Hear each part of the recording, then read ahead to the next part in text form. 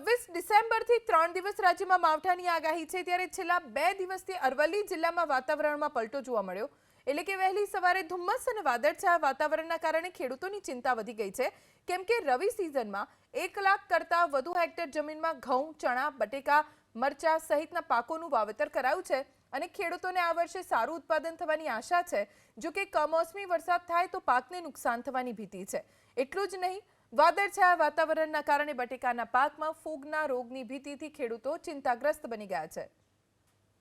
મકાઈ ચણા બટાકા સારું નીકળ્યું હતું, ઉત્પાદન સારું મળે એવું હતું, પરંતુ વાદળું આવતો આગાહી હોભળતો ખેડૂત બેહોશ થઈ ગયો છે।